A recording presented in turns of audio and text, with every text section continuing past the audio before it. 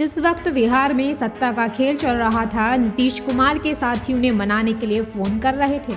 उसी वक्त यूपी से सपा प्रमुख अखिलेश यादव ने राजनीति में नया ट्रम्प कार्ड खेला। उन्होंने यूपी में कांग्रेस को 11 सीटें देने का ऐलान कर दिया।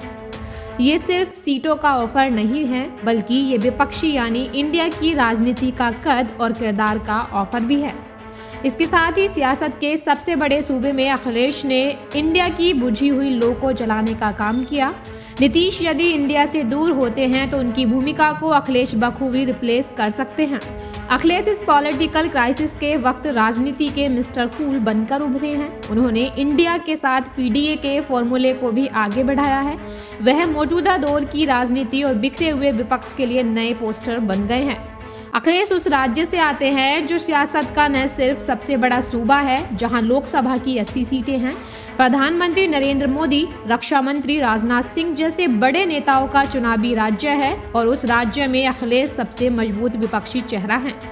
यूपी में भाजपा को चुनौती सिर्फ सपा में मिल रही है। पिछले विधानसभा चुनाव जब बसपा और कांग्रेस जैसे दलों को खाते खोलने के लिए जूझना पड़ा था, उस वक्त सपा गठबंधन को यहां 125 सीटें हासिल हुई।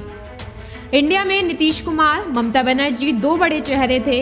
दोनों इंडिया अलायंस के सबसे बड़े फेस थे, लेकिन अब दोनों ने गठबंधन से खुद को लगभग अलग कर चुके हैं। ऐसे में अखिलेश ही एकमात्र बड़ा चेहरा बचे हैं। अखिलेश की फैन फॉलोइंग भी काफी अच्छी है। अखिलेश यादव रालोद को भी 7 सीटें दे चुके हैं। ऐसे में सपा यूपी में तकरीबन 60 सीटों पर अकेले चुनाव लड़कर भाजपा को चुनौती देने की तैयारी कर रही है। इसकी कमान खुद अखिलेश संभाल रहे हैं। विपक्ष के दलों के एक मंच पर लाने की सबसे बड़ी पहल बिहार के मुख्यमंत्री नीतीश कुमार ने ही की थी। आरजेडी के साथ गठबंधन के बाद वह लगातार अलग अलग राज्यों में जाकर विपक्ष के नेताओं से मिलते थे, उन्हें एकजुट करने के लिए एक साथ चलने के लिए कहते थे। लेकिन अब वही नीतीश इंडिया से दूर जा रहे हैं। नीतीश ने ही इंडिया का फॉर्मूला सुझाया था। वे तेजस्वी को लेकर यूपी में भी आए थे, यहाँ अखिलेश यादव से मुलाकात भी की थी।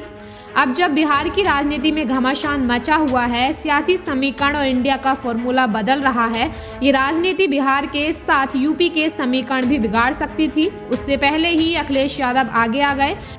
कांग्रेस के नेताओं की आपत्तियां भले ही आ रही हैं, लेकिन उन्होंने यूपी में इंडिया गठबंधन को नया रास्ता दिखाने का काम किया है। कांग्रेस हमेशा से यूपी में 20 से अधिक सीटों पर लड़ने का दावा करती रही है, लेकिन अखिलेश यादव ने 11 सीटें देने की घोषणा करके कांग्रेस के सामने धर्म संकट जैसी स्थिति पैदा कर दी है।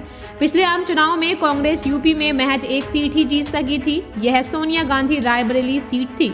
वहीं अमेठी से राहुल गांधी भी चुनाव हार गए थे। ऐसे वक्त में कांग्रेस के सामने गठबंधन और अपने खोए हुए वोट बैंक को बचाने का संकट खड़ा है। कांग्रेस अब दोराहे पर खड़ी है। पहला, कांग्रेस अब सपा को इस बात के लिए भी घेर नहीं पाएगी कि उसने गठबंधन को तरजीह नहीं दी। दूसरा, कांग्रेस अब नहीं चाहेगी कि इंडिया अलायंस से पश्चिम बंगाल और बिहार में बड़े पार्टनर खोने के बाद तीसरा बड़ा पार्टनर वीवो खो दे।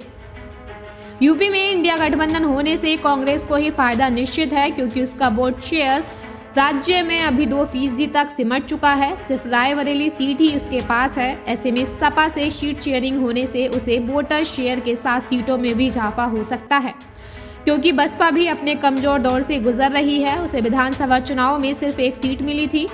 सपा के साथ आने से विपक्ष में बंटने वाला वोट शेयर एकजुट हो सकता है। इसके अलावा मुस्लिम वोटर भी आ सकते हैं।